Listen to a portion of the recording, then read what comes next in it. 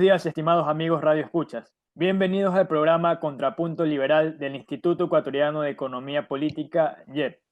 Somos un centro privado, independiente, sin fines de lucro, dedicado a la promoción de las ideas liberales clásicas, libertad individual, mercados libres, gobiernos limitados, propiedad privada y Estado de Derecho, a través del análisis, investigación y difusión de políticas y soluciones para un Ecuador de personas libres y responsables.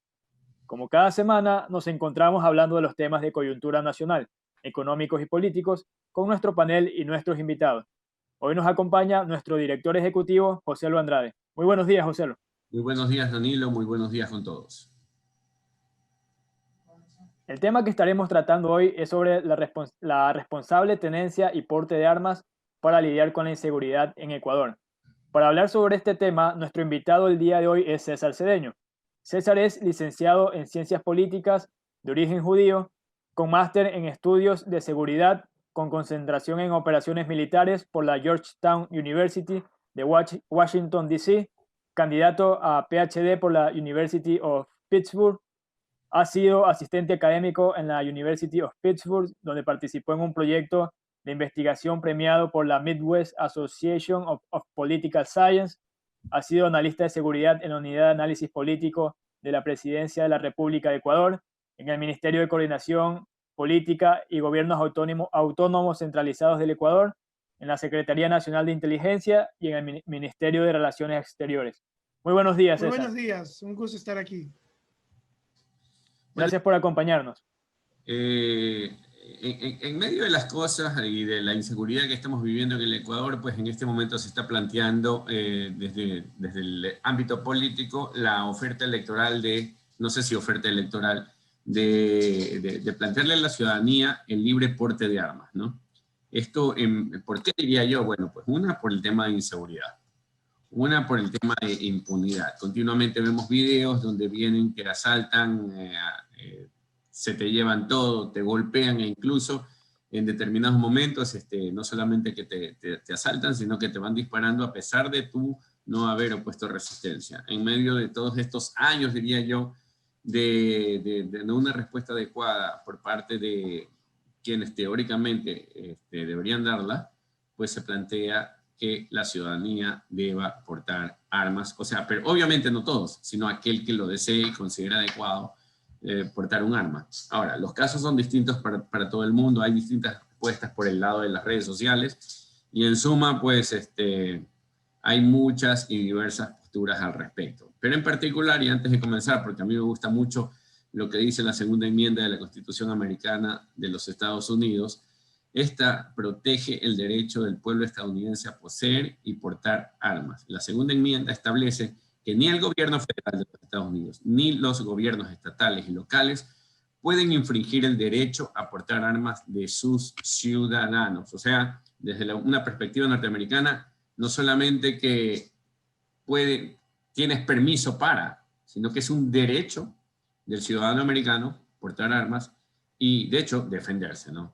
Ahora, recordemos también que pocos años atrás, porque hasta hace poco tiempo atrás, con ciertos detalles, pues fue el gobierno de Rafael Correa el que prohibió el libre porte de armas y bueno, y a partir de ahí toda una historia.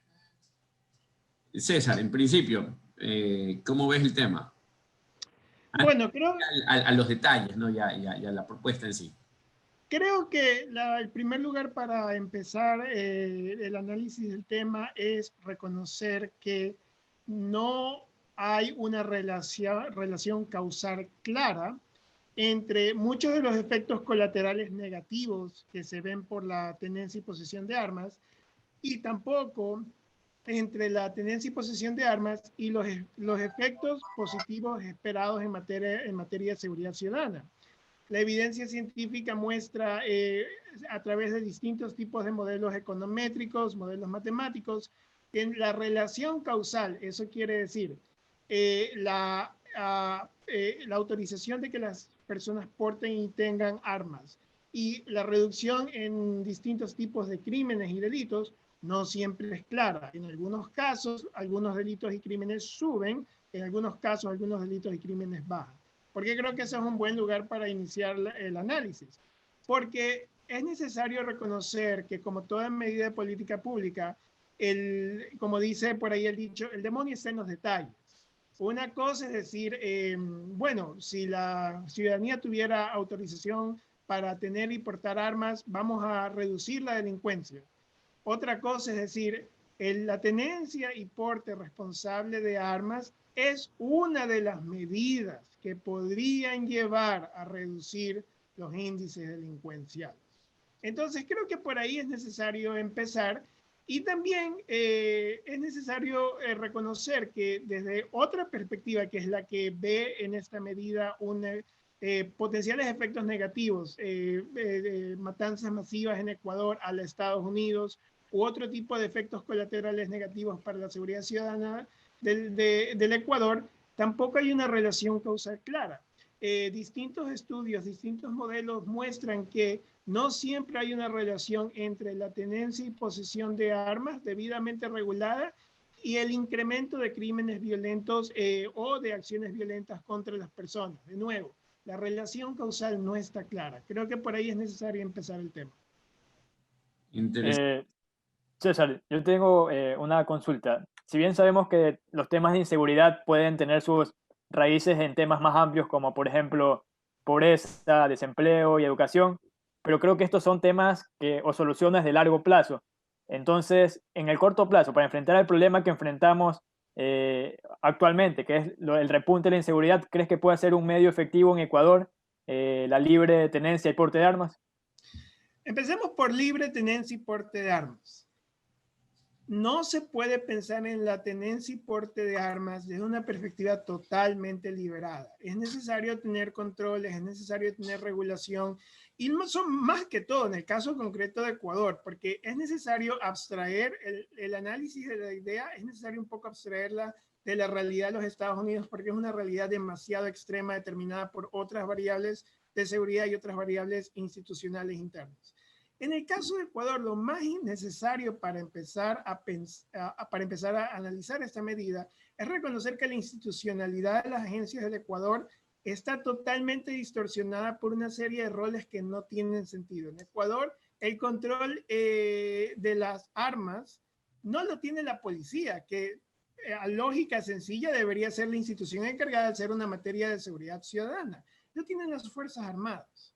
No tiene sentido que la institución encargada de luchar las guerras convencionales y no convencionales en nuestro país esté haciendo tareas antidelincuenciales que le pertenecen a la policía. Por ahí es necesario empezar. Segundo, ¿puede la autorización de la tenencia y porte de armas llevar a un efecto, a una reducción inmediata en los índices de seguridad?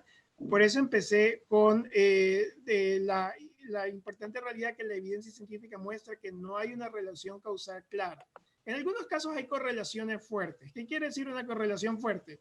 Hay una presencia asociada entre el incremento de una variable y el incremento de otra variable, o en este caso una correlación negativa puede ser la reducción de esa variable, en una muestra estadística.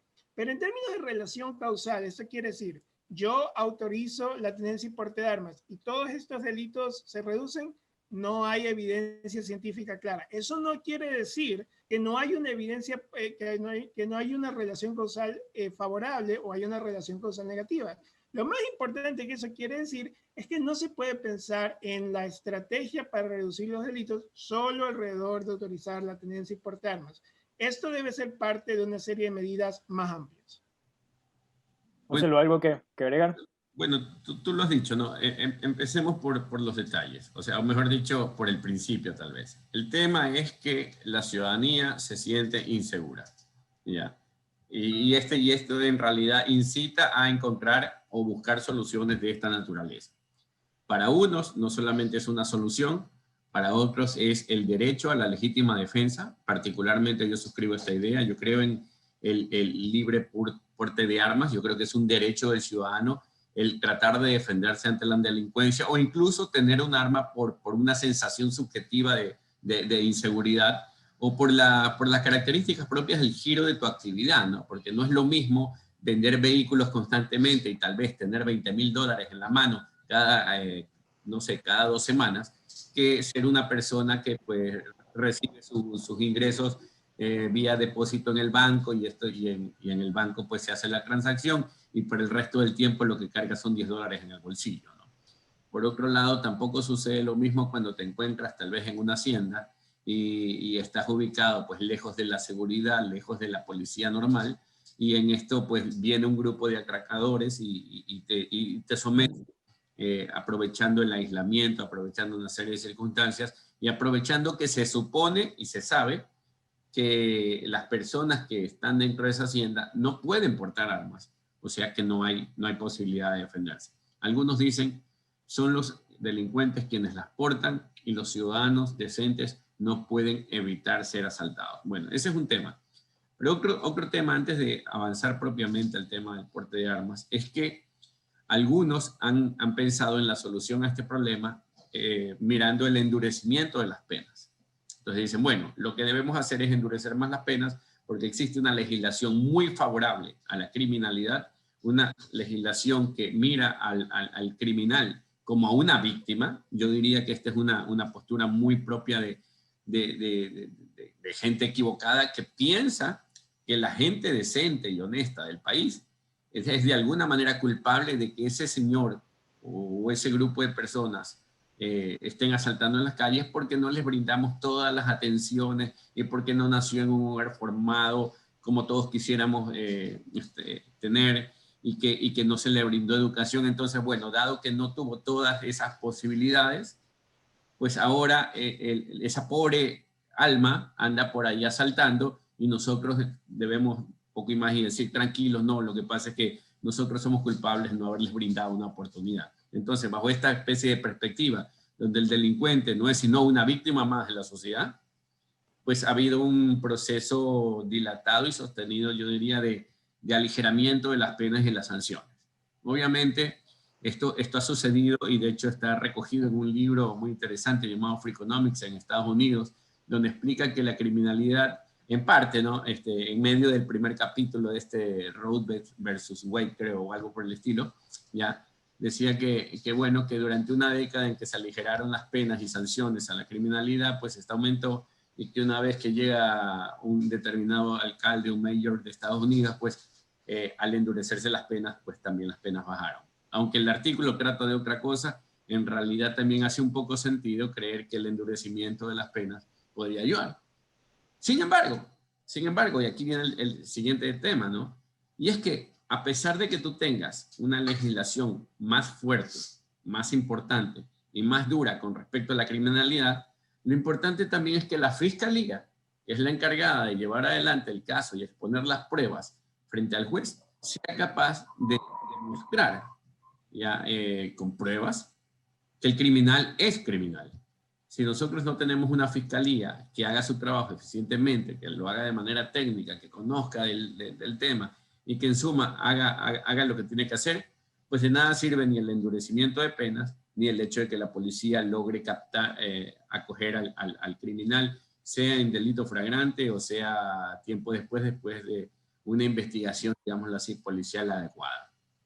Por último, tal vez el problema es sistémico, ¿no? Porque una vez que el fiscal hace lo suyo, también tenemos en el Ecuador el problema de que hay determinados jueces que también están prestos a llevar parte de dinero, ya siendo coimados, de tal manera que el círculo se cierra.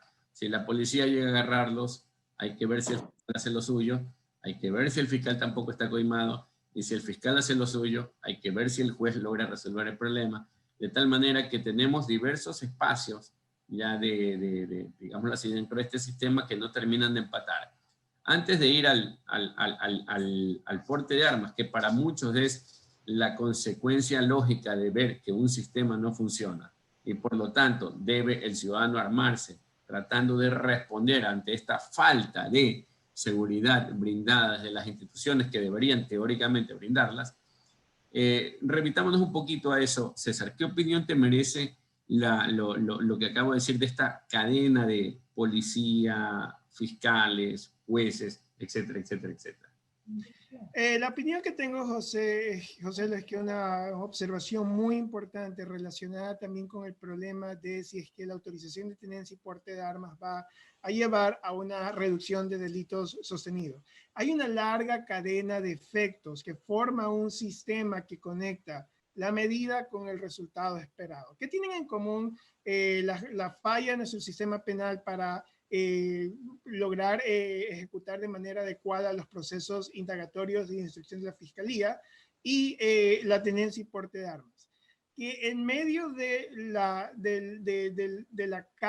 causa con el efecto esperado, hay una serie institucionales que tienen que alinearse para rendir el proceso que lleve al efecto esperado.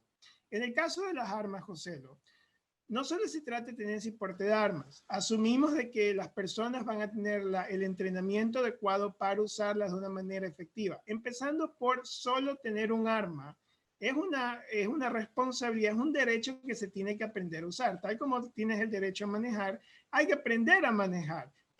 Tener un arma, poseer un arma, portarla, no es lo mismo si se hace un porte, como se conoce en Estados Unidos, un concealed carry, que es básicamente un porte oculto o un porte abierto. Es importante que el ciudadano conozca las reglas de seguridad operacional de su arma, buenas prácticas, no buenas prácticas. Es importante que el ciudadano conozca que no todas las armas son las mismas. En el caso concreto de las pistolas semiautomáticas, pistolas automáticas, pistolas no automáticas, no semiautomáticas, pistolas que tienen los filtros, que tienen el dispositivo de seguridad, pistolas que tienen el dispositivo de seguridad en el gatillo.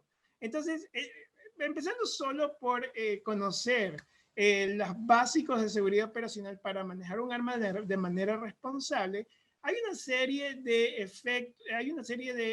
procesos que se tienen que dar para que la autorización y tenencia de porte de armas, primero, no lleve a más muertes violentas accidentales o no accidentales. Segundo, lleve a que los ciudadanos puedan ser efectivamente disuasivos. ¿Qué quiere decir esto? Potencialmente ahuyentar a potenciales criminales que piensen en asaltarlos o vulnerar sus derechos porque el ciudadano puede estar armado o no. Y segundo, si es que lo peor llegara a pasar y el ciudadano tiene que usar su arma, que el ciudadano la use bien, que el ciudadano la use de una manera responsable y proporcional, José. Y esto también está conectado a una serie de definiciones en el Código Penal que se tienen que ajustar para que no se tengan casos en el que se tienen vacíos legales que permiten una autodefensa exagerada o que no le permiten al ciudadano autodefenderse de manera legal. En el caso concreto del sistema penal tenemos lo mismo. Endurecemos las penas, es la causa, y esperamos que los criminales y delincuentes se sientan disuadidos. Pero para eso, ¿qué se necesita, José? Primero, se necesita mayor investigación criminal. Aunque la ciudadanía no lo sepa, los 40,000, 50,000 efectivos que tiene la Policía Nacional, que aproximadamente demandan un presupuesto anual de entre los 1.200, 1.400 millones de dólares, solo quizás 10% de eso va a investigación criminal. ¿Saben a dónde van la gran cantidad de los recursos? A lo que se conoce como orden público y vigilancia. ¿Qué quiere decir eso? Poner policías en las calles. Lastimosamente, cuando al ciudadano le roban el celular, no es necesario solo un parte de un policía que diga que el ciudadano dijo que esta persona le robó el celular y que el policía la capturó. Necesitas pruebas, necesitas evidencia, porque en una democracia no se puede obviar el hecho que existe el derecho a la legítima defensa y que cualquier persona es inocente hasta probar lo contrario. Por eso es que no solo se necesitan penas más duras, quizás eso es lo último que necesitamos en este momento. Necesitamos una policía que haga más investigación criminal y de ahí viene el otro problema. El estruche de un celular, el robo de ganado, la piratería, no son las mismas amenazas en Guayaquil, en Puerto Viejo y en La Tacunga. Todas las amenazas que afectan la seguridad de los ciudadanos, sus derechos, el derecho a su propiedad, toman una forma muy distinta en distintas ciudades y en distintas provincias del país. La investigación criminal tiene que adaptarse a ese cambio de formas. Lo que tenemos actualmente es un sistema de entrenamiento y reclutamiento que tiene una policía nacionalmente centralizada, donde no siempre los policías reciben el entrenamiento y no siempre la policía tiene la descentralización de comando y control necesaria para adaptar sus operaciones a estas realidades. Y finalmente, José, lo que esto es lo más difícil de todo, La fiscalía sí, es la encargada de acusar, pero los fiscales no tienen entrenamiento policial. Los fiscales nunca han sido investigadores criminales, los fiscales son buenos abogados penalistas, pero no es lo mismo pasar 5 o 6 años estudiando derecho penal a hacer investigación criminal en casos donde la gente le quiere matar, en casos donde la evidencia está resguardada por distintas medidas y contramedidas para evitar que las agencias de seguridad lo obtengan. Entonces viene otro problema, que es la preparación y concatenación del trabajo de la fiscalía con el de la policía. Entonces, tal como en el caso de tenencia y porte de armas, tienes una serie de actores institucionales, tienes una serie de premisas, tienes una serie de procesos que deben de alinearse para llevar a ese resultado esperado, y ahí tienes una similitud muy importante, y por eso es que es muy importante tu observación. Bueno, la verdad es que se plantean, o sea, es un tema de gran complejidad en realidad, no solamente, o sea, no solamente se trata de si podemos o debemos o tenemos derecho a portar armas, sino que a lo largo de la cadena se plantean una serie de cosas. Ahora yo simplemente quisiera comentar lo siguiente, en medio de todo esto, ¿no? Entre el libre porte de armas, digámoslo así, un porte de armas con las debidas condiciones, ¿no?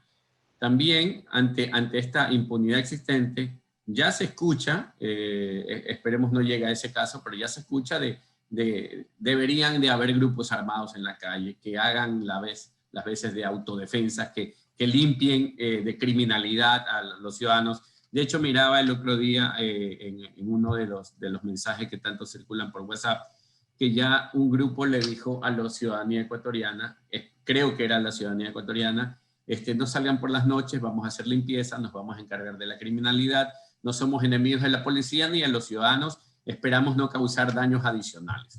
¿Ya? También ese es parte del resultado de no permitirle a la ciudadanía tener una salida adecuada, o al menos que aligere, por lo menos psicológicamente, el tema de, bueno, si yo creo que no me están brindando seguridad y creo adicionalmente que por el giro de mi actividad o por la cantidad de ingresos que tengo o por el número de empresas que he llegado a tener o por las circunstancias personales que me circundan, que yo debo portar un arma, pues, y estoy impedido de esto, el ciudadano dice, bueno, pues saluda, a veces, saluda, que haya un grupo que vaya a recorrer las calles matando a diestra y siniestra, lo cual, eso sí, a todas luces está mal, ¿ya? Y no solo que está mal, sino que da lugar a que no suceda lo que la gente espera, que es que haya la limpieza criminal, sino que en medio de todo esto pagan justos por pecadores, ¿ya? Y hay un grupo que está más allá de la ley,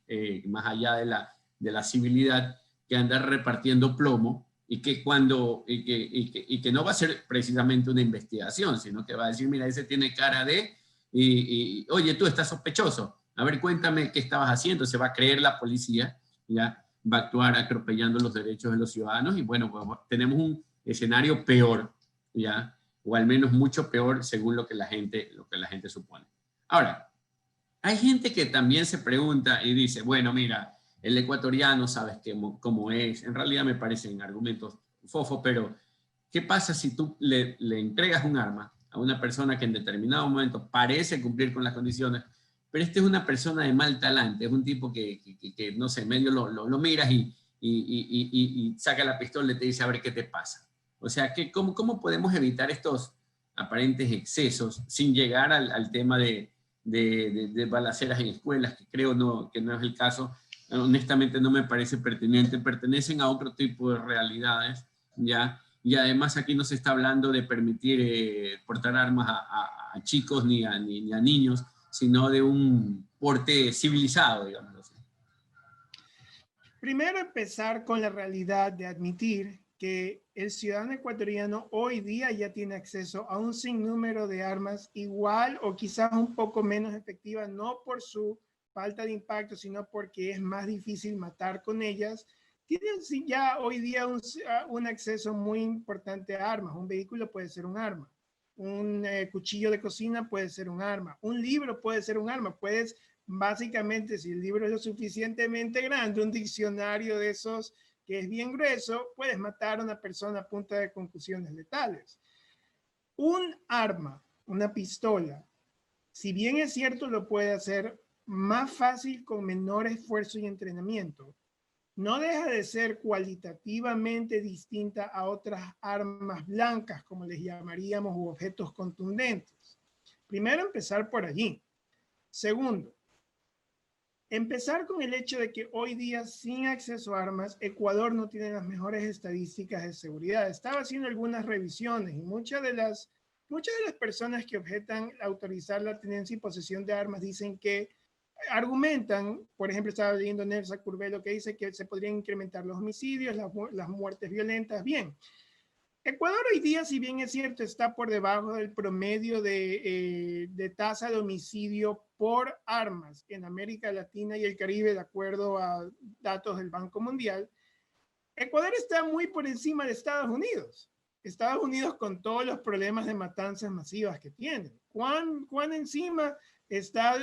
Ecuador está aproximadamente 4 puntos arriba de Estados Unidos en la tasa de homicidios por armas de fuego, o sea, el número de muertes por cada 100.000 habitantes. Mientras Ecuador hoy día está en 8 muertes por cada 100.000 habitantes por homicidios por armas de fuego, Estados Unidos está entre 4 y 5 muertes por armas de fuego entre 1990, en ese momento en 2017 estoy viendo la data.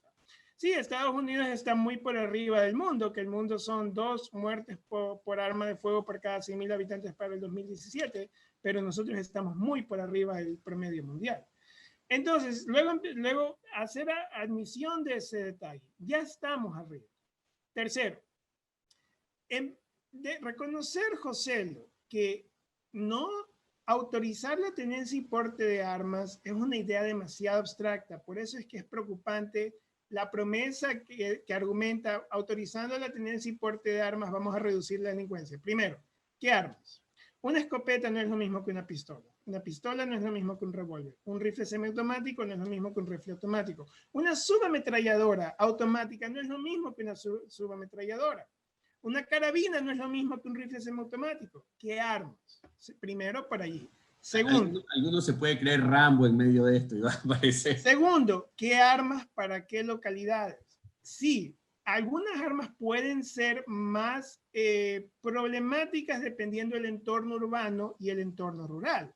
Pero no puedes decir que vas a prohibir rifles semiautomáticos porque una pistola no tiene el mismo rango efectivo de disparo en el campo que en la ciudad. En el campo los rangos efectivos de disparo pueden estar entre quizás 80 y 100 metros, donde una bala disparada, una pistola convencional 9 milímetros es efectiva.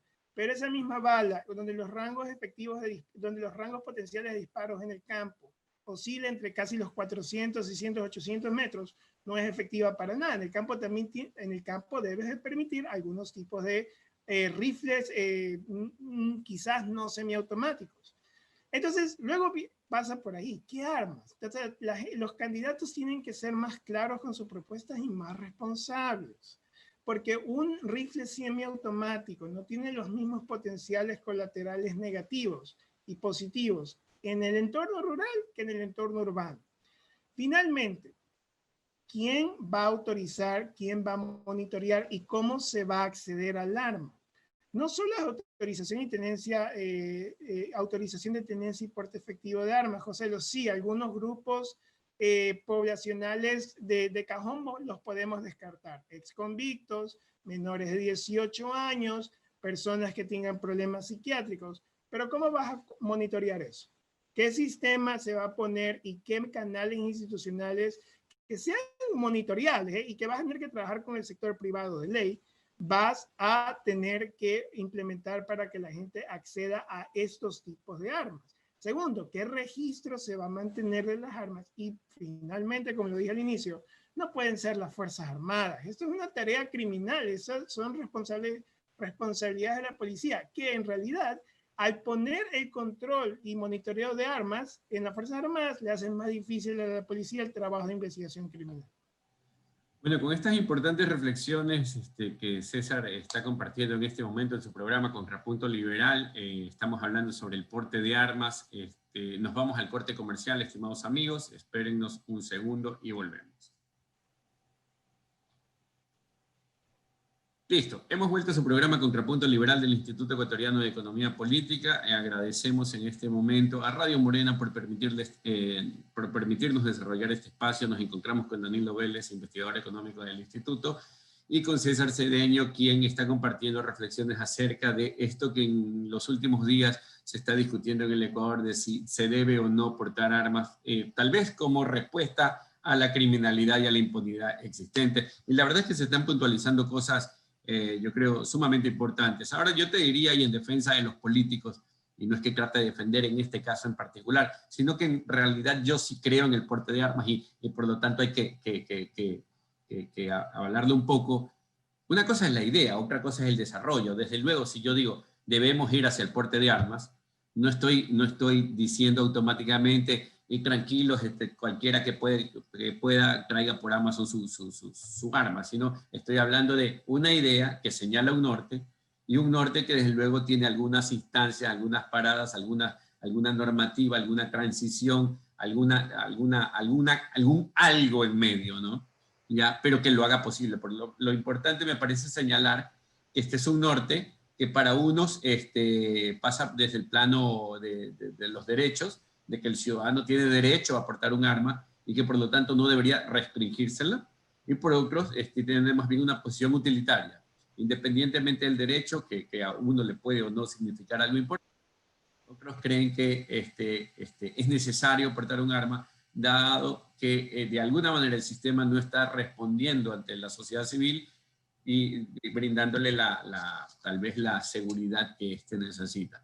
Ahora, como bien, desde luego, tú señalas, no es lo mismo tener, no sé, una bazooka que una calibre 22, ¿no?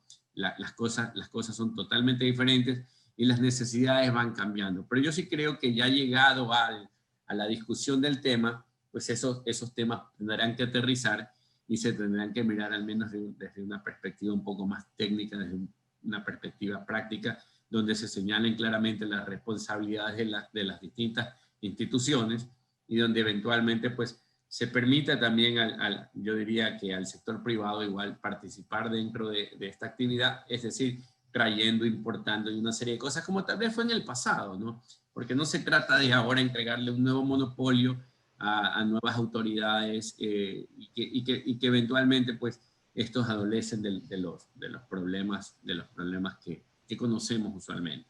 Al fin y al cabo, gran parte de la discusión se debe a un tema de falta de confianza, ¿ya? Y es una falta de confianza en una institucionalidad que no responde como la gente supone debería responder. Y al punto, pues que muchos ciudadanos suelen celebrar que cuando tú ves a un delincuente que es golpeado, digámoslo así, por la muchedumbre, después la gente dice, ¿por qué no terminaron de matarlo? ¿Por qué no terminaron de meterle fuego? Que hoy día en la mañana veía a un par de muchachos que en una moto se acercaban a asaltar un auto y el auto venía y los empujaba, prácticamente al uno lo golpea con el vehículo, el otro alcanza a salirse, pero el otro es medio atropellado por un tercer vehículo, por un segundo vehículo que aparece en medio de la nada, y la gente y los comentarios que leía es ¿por qué no les pasó por encima? ¿Por qué no terminaron con el mal?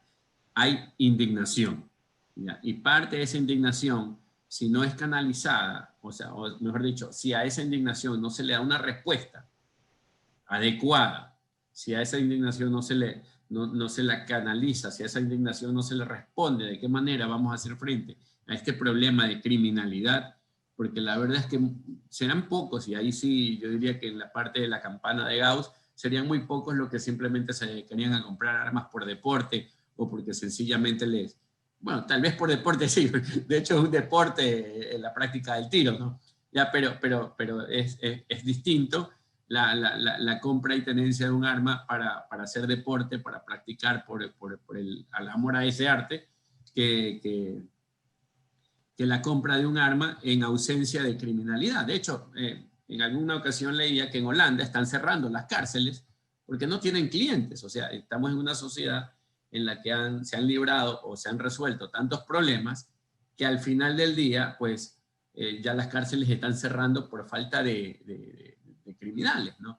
Que es un poco hacia allá donde deberíamos ir, o sea, hacia una sociedad civilizada donde el arma sea eso, pues un instrumento más para realizar tal vez algún deporte. Mientras haya inseguridad, tal vez estemos discutiendo esto. Y ahora, para muchos es aterrador el tema. De hecho, leía, para mi sorpresa, al abrir Facebook el otro día, leía que mi papá estaba escribiendo que estaba totalmente en contra del uso de armas.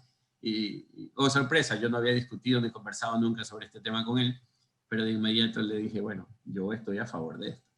Y incluso, ojo, es difícil en esta sociedad a veces expresar este tipo de cosas, porque no solamente que dicen, bueno, tu opinión, no comparto tu opinión, sino que llegan a tildarte de loco, de asesino, de una persona insensata que está contribuyendo a la criminalidad, que lejos de promover una solución adecuada, o incluso lo que diría yo, porque me parece que es más un asunto de derecho que de otra cosa,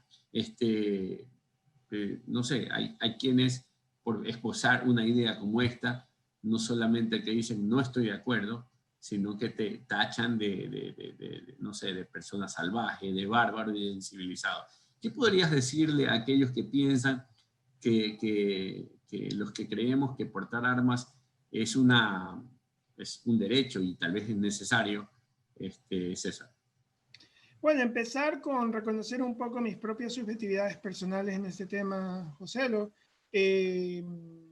Yo creo que ser una persona sensata de centro izquierda, por lo cual a la gente quizás le sorprende que esté en contrapunto liberal, pero reconocer que siendo la persona que soy, teniendo las creencias ideológicas que tengo, estoy de acuerdo contigo en que es un derecho del ciudadano poder acceder a los medios para su legítima defensa personal.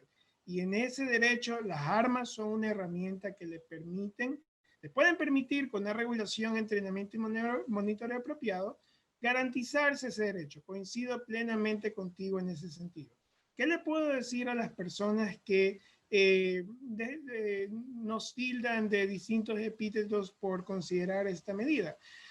Les puedo decir a esas personas que esas son las mismas personas que creen que descentralizar la policía en Ecuador es una receta para el desastre, cuando en una entrevista en Cuatro Pelagatos entre la ministra del Interior, ex ministra del Interior, María Paula Romo, los entrevistadores del portal, Martín Payares y José Hernández, la increparon respecto a por qué no descentralizar la policía debido a que gran cantidad de los problemas que la policía uno puede mejorar en materia de seguridad ciudadana son locales.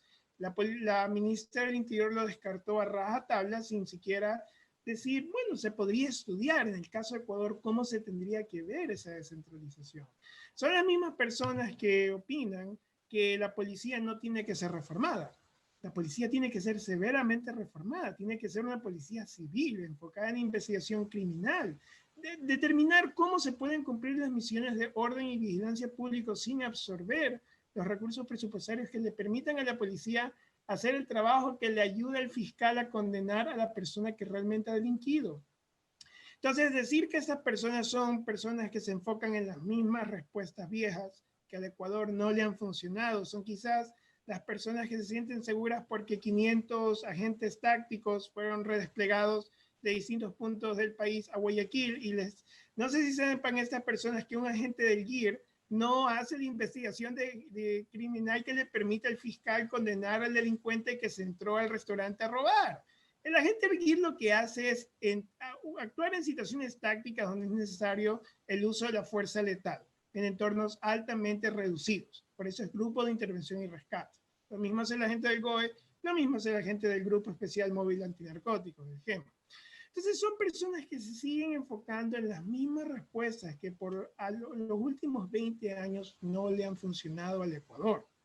Y en ese sentido, son la gente que no puede reconocer que dentro de un paquete de reformas más amplios a nivel reformas policiales, reformas en la fiscalía, reformas penales, la tenencia y posesión de armas debidamente regulada es una medida que tiene un potencial positivo y hay mecanismos para controlar efectos potencialmente negativos que surjan de ellas. Por eso, y volviendo a lo que decías de defender a los candidatos, es que yo encuentro algo de problemas con estas propuestas, porque si los candidatos hicieran esta propuesta dentro de un paquete de reformas Igualmente, expresadas de manera más básica, para la policía, reformas para mejorar la investigación criminal, reformas en materia de la fiscalía y reformas penales.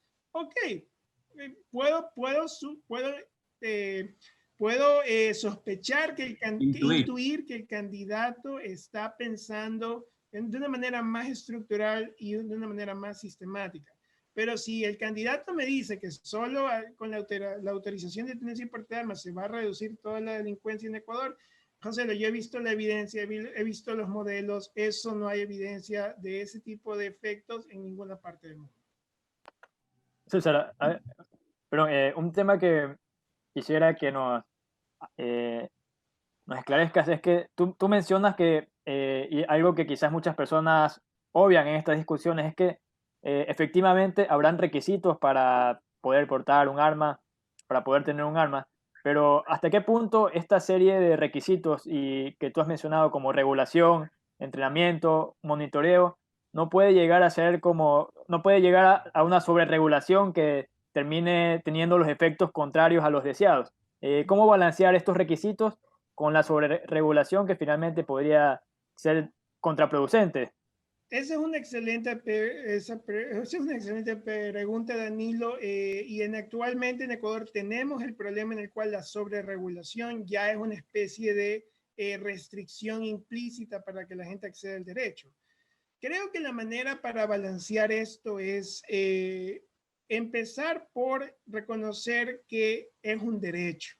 Reconocer que es un derecho. En Ecuador lo vemos como un mal necesario. El gobierno de la administración del presidente Correa tuvo que verlo como un mal necesario que tenía que comprometer para obtener el apoyo de los ganaderos, de los camaroneros que necesitaban tener armas por la propia naturaleza de sus actividades, y diseñaron la regulación para que solo personas de estos sectores productivos puedan acceder después de mucho esfuerzo a un arma. Hay que ver un arma de la misma manera que se ve un vehículo. Un vehículo es un arma potencial. Un vehículo puede causar más bajas masivas y más letalidades masivas que con un arma. Y es más fácil. Es más fácil acceder al vehículo, inclusive. Hay que ver un arma como un derecho que requiere un alto nivel de responsabilidad. Y eso permite balancear la regulación de la siguiente manera. Tal como el vehículo, lo que se necesita enfocar es el garantizar el entrenamiento y el acondicionamiento de la persona. Y eso se puede hacer de maneras muy sencillas en las cuales se puede aupar los esfuerzos del sector privado y el sector público. Segundo, hay que reconocer que esto es una responsabilidad de la persona. La persona, el Estado, y en eso estoy de acuerdo con ustedes, la gran cantidad de pensadores liberales, el Estado no puede hacer las veces de papá de todos los ecuatorianos. El ecuatoriano también tiene una responsabilidad y si no cumple con esa responsabilidad, tiene que asumir las consecuencias de esa responsabilidad. Entonces, eso permite reconocer que hay niveles de regulación que no se van a poder implementar para suplantar el ejercicio de responsabilidad que tiene que hacer el ciudadano. Y a esto me refiero con regulación que controle el almacenamiento del arma, el transporte del arma y también efectos colaterales negativos que tenga el mal uso de estos elementos. Por ejemplo, un niño accede a un arma que no está debidamente almacenada. El Estado no tiene la culpa, más bien el Estado tiene la responsabilidad de hacer la instrucción fiscal al dueño de esa arma que no la supo almacenar adecuadamente, no cumplió con su responsabilidad.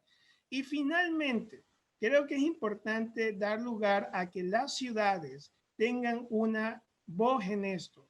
No es la misma manera de que se sienten los ciudadanos de Guayaquil, de la que se sienten los ciudadanos de la Tacunga, y eso va a permitir también balancear de una manera más realista, con una manera más aterrizada a nivel local, cómo se pueden establecer los requisitos para que ciudadanos accedan a cierto tipo de armas. Mira, yo quería decir algo con respecto al tema de los niños y las armas, ¿no? Porque algunos se supone que por el hecho de que el padre tenga un arma en una casa, pues el niño hurgando entre las distintas esquinas de este hogar, pues puede encontrar el arma y eventualmente llegar a tener un problema. Yo no digo que esto no existe, pero volviendo al libro que mencionaba, de Freakonomics, de Steven Levitt, él decía que mucha más gente o que muchos más niños se accidentan por año por la existencia de piscinas que por la existencia de armas, ¿ya? Y que de hecho, de la misma manera que la gente le teme a los tiburones, más gente muere por elefantes, ya, o pisados o accidentados, en accidentes relacionados con elefantes, que con accidentes relacionados a tiburones. La verdad es que hay muchos... José, una comparación mucho mejor en Ecuador. Artículos de limpieza. Estoy seguro que si viéramos las estadísticas de morbilidad, hay muchos más niños que se accidentan o tienen morbilidad o letalidad, Dios no lo permita, por beber o ingerir artículos de limpieza altamente tóxicos, que niños que eventualmente podían ser víctimas de un uso no autorizado de un arma de fuego. Por eso es que eso permite balancear de mejor manera cuánto puedes regular. ¿Qué es lo que puedes regular? Que la persona tenga el entrenamiento, el acondicionamiento psicológico mínimo y que la persona la use en las circunstancias que la ley permite y que sean proporcionales. Fuera de eso, es la responsabilidad de cada persona y el Estado tiene que darse un baño de verdad. Y yo soy de centro izquierda, yo soy quien en principio debería creer en el rol del Estado, pero el Estado tiene que darse un baño de verdad, lo que podemos hacer realmente y lo que no podemos hacer.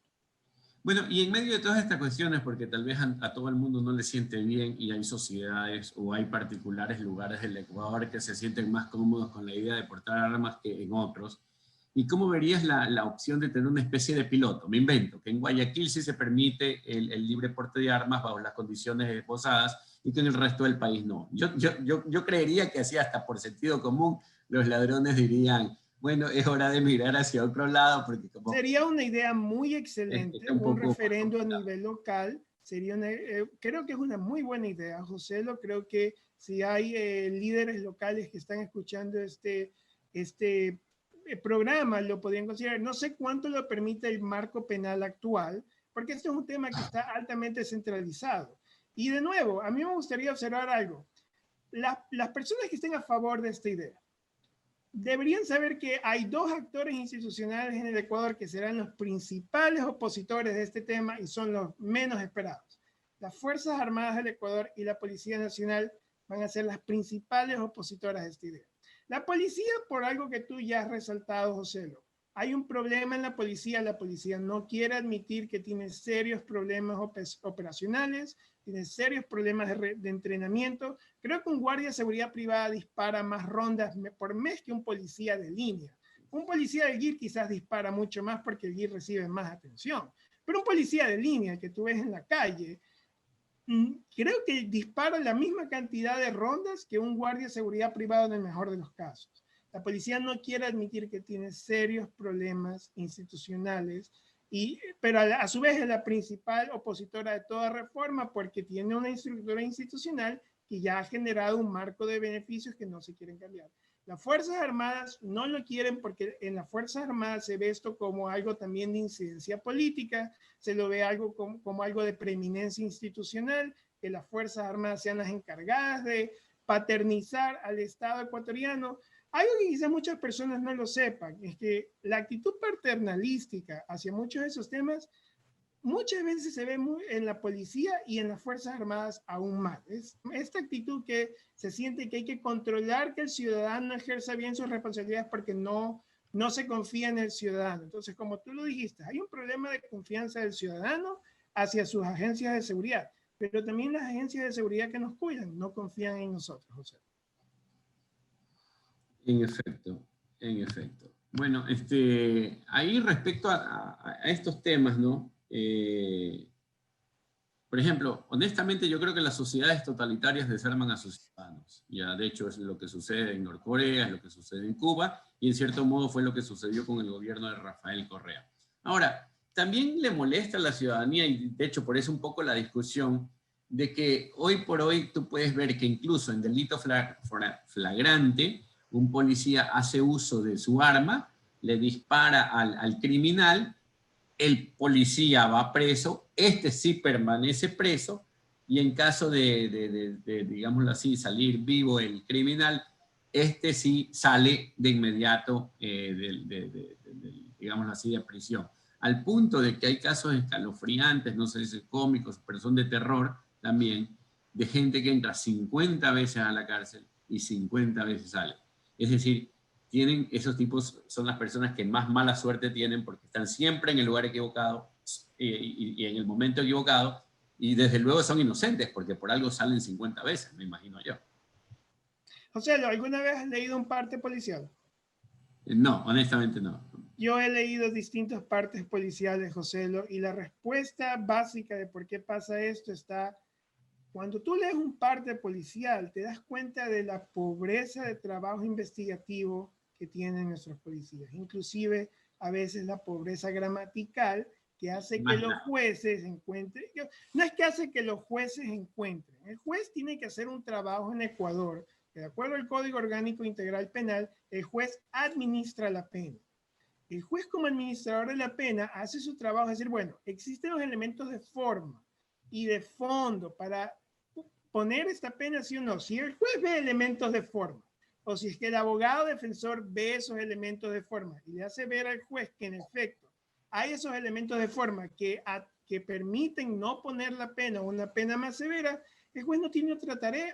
Un buen juez no puede oponerse a eso. Un buen juez tiene que mostrar esa imparcialidad. Viene esto de indubio pro reo, o sea, en caso de duda a favor del reo. La respuesta para esto tiene que ver de nuevo con las serias falencias que hay a nivel de investigación criminal en la policía. Y eso está a su vez concatenado a una serie de problemas sistémicos en la Policía Nacional, altamente centralizada y aún está severamente militarizada. La policía tiene que lidiar con una serie de delitos que a veces implicarían distintos modelos de especialización organizacional. Eso quiere decir distintos tipos de agencias de seguridad para lidiar con esos delitos.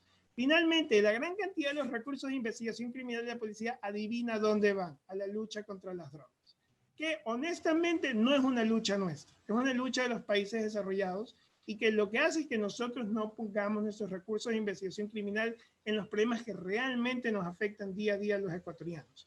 Finalmente, José, un problema de organización para operaciones. La policía no puede seguir con este modelo descentralizado. Lo que le increparon los pelagatos a la ministra Romo tiene que ser una reflexión que los candidatos asuman con la responsabilidad que implica. Es necesario estudiar cómo se podría descentralizar la policía en Ecuador, porque hasta entonces no vamos a tener una mejoría significativa en las condiciones y la percepción de seguridad del ciudadano. Y eso también finalmente está relacionado con la gente que requiere la policía para operar. El perfil promedio del recluta o el aspirante a policía de línea o oficial de policía deja mucho que desear para las demandas actuales que plantean los problemas de seguridad para las agencias de seguridad. Hoy día se necesita gente que no solo sepa disparar un arma. Eso es una habilidad básica que tiene que tener todo policía. Pero también necesitas gente que sepa analizar datos, gente que sepa cómo concatenar las distintas bases de datos y fuentes de datos que cada día la tecnología y el sector privado crea. Y eso no lo vas a obtener si reclutas simples bachilleres o personas que no hayan hecho un título de 4 años. Y a su vez, tratas de darle esa formación de 4 años a estas personas en los centros de formación de la policía. Entonces, de nuevo, ¿por qué salen estas personas libres? Por estos problemas de los cuales no queremos hablar, Joselo, porque no nos gustan los cambios. En realidad se trata de un tema complejo, ya que tiene varias aristas. No solamente se trata de portar armas, muchos, como mencionaba, quieren que la ciudadanía tenga derecho o pueda portar armas como respuesta a un sistema que en realidad no te está dando respuesta. Y eso es algo en lo cual, José, yo estoy totalmente de acuerdo. Yo entiendo esa actitud de la ciudadanía y por eso comparto contigo la idea de que esto es un derecho. Eso es un derecho del ciudadano. Moralmente no le puedes negar al ciudadano este derecho. Entonces, yo comparto con eso contigo, José. En efecto, dentro del gran ámbito de temas, este es un tema. Ahora, yo quisiera mencionar algo ahí, y simplemente para agregar a este análisis, o para que las personas que nos están escuchando sepan algo más acerca de esto, y aunque tiene una perspectiva particular, pues mencionarlo. Hay un libro llamado Más armas, menos crímenes, ¿ya? De John R. Lott Jr., que analiza los efectos de la libertad en el uso de armas en los niveles de crímenes en Estados Unidos. Y él dice que ahí en los lugares donde se flexibilizó el uso de armas, los criminales violentos disminuyeran un 5%. Tú hablaste de que no había una relación causal, digámoslo así, fuerte, sostenida o importante, pero en todo caso, él utilizaba la lógica y decía más o menos lo siguiente. Si los ciudadanos comunes pueden portar armas, ello desincentiva a los criminales de usarlas. O sea, es el mismo motivo por el cual aquel local o centro comercial que tiene un guardia de seguridad que está armado, pues de alguna manera disuade al criminal de robar ahí y se va hacia aquel donde no está. O sea, es como que tú veas, por ejemplo, estás a lo largo de la calle Alborada, ves 3 restaurantes, 2 tienen guardias, 1 no, adivinen a dónde probablemente el malhechor va a querer ir. José, ¿cómo sabes que el guardia disuadió al criminal? No, No, es una pregunta como que un poco retórica y que está relacionada a lo que tú decías del libro de Lot. El problema, José, es cuando Lot analizó sus datos. Los modelos que se usaron y los modelos que se han usado para comprobar o refutar la hipótesis tienen un problema porque a la hora que se incorporan controles estadísticos para controlar efectos temporales y efectos de las unidades que se ven, disminuyen el impacto del regresor. Eso quiere decir, disminuyen el impacto de la medida en la reducción de los delitos. Peor aún, cuando se ven estos modelos, cuando se coge la hipótesis de Lot y se la ve a través de los distintos estados de los Estados Unidos, algunos delitos suben, algunos delitos bajan, cuando se incorporan controles estadísticos, los regresores cambian. ¿Y esto a qué es lo que va? No quiero hacer un análisis estadístico demasiado detallado, pero ¿a qué es lo que va esto? Y es lo que va a lo que te hice la pregunta, ¿cómo sabes que fue el guardia? En estudios de disuasión, una de las cosas más difíciles de comprobar científicamente es cómo puedes determinar que una medida cambió el comportamiento de un adversario en el cual no te puedes meter en su cabeza para ver si es que en su cabeza, en el proceso de reflexión personal que él toma a la hora de asumir o no el riesgo, tu medida causó en él un miedo tal que él modificó su conducta. En el caso de las armas, José, y en el caso de si es que más armas significan menos crímenes, es una historia muy similar. Para determinar realmente si es que un criminal se vio disuadido por una medida o no, primero tienes que saber la tabla de preferencias de riesgo y utilidad de ese criminal en su cabeza. Segundo, tienes que ver que distintos criminales tienen distintas actitudes al riesgo. Hay algunos que son aversos al riesgo, otros que son propensos al riesgo. Finalmente, tienes que ver el hecho que un criminal como un soldado examina su blanco. Hay blancos que aunque tienen guardia son más blandos. ¿Qué quiere decir eso? Son más fáciles de atacar que blancos que quizás no tienen guardias y que se ven más duros de atacar porque tienen otro tipo de factores que aumentan el riesgo del criminal. Entonces, lo que no quiero decir que un arma no es una herramienta esencial a la hora de reducir los índices de delito en una sociedad. Lo que quiero decir es que la realidad es mucho más complicada. La evidencia científica apunta a una realidad más complicada. Totalmente de acuerdo con lo que acabas de decir, César. Totalmente. Sin embargo, eso no niega que aquel que va patrullado por un equipo de gente armada trasladando X cantidad de dinero, por ejemplo, yo vendo un auto y cargo $50,000 en mi mano y estoy patrullado con 2 personas, no sé, viene una camioneta fuertemente armada detrás mío, yo tengo menos probabilidades de ser asaltado que aquel que coge los 50,000, se lo mete en el bolsillo y cruza la calle. Como dirían los economistas, tienes menos probabilidades de ser asaltado con todas las condiciones sostenidas de igual manera. Entonces, y eso, claro.